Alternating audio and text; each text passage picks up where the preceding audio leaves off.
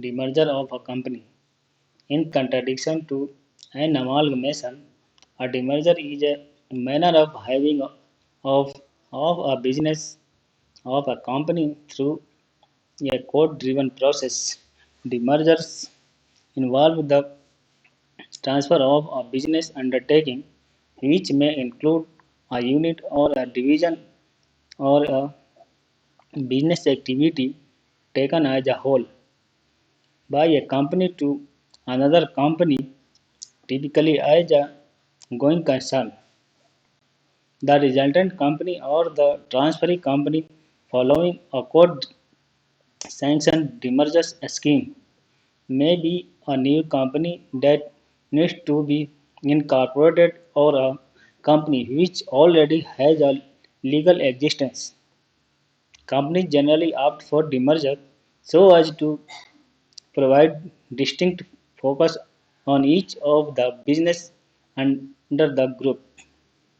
Moreover, one of the prime reasons for company entering into the demerger process is that the parent company is unable to optimize the returns.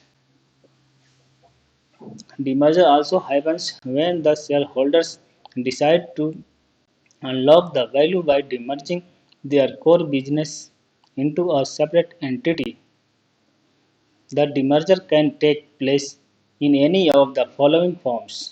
Number one, a spin-off. It is the strategy wherein the company's division or undertaking is separated as an independent company. Once the undertakings are spun out, both the parent company and the resulting company act as a separate corporate entities.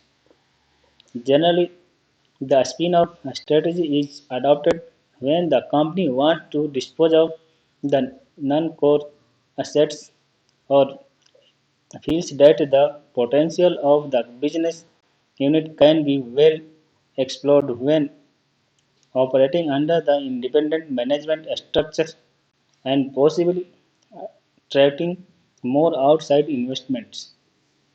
Wipro is Wipro Information Technology Division is the best example of a spin-off which got separated from its parent company long back in 1980s. Number two, a split up.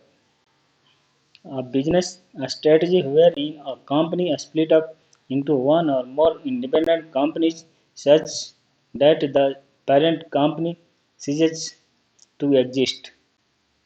Once the company is split into separate entities, the share of the parent company is exchanged for the shares in the new company and are distributed in the same proportion as held in the original company, depending on the situation.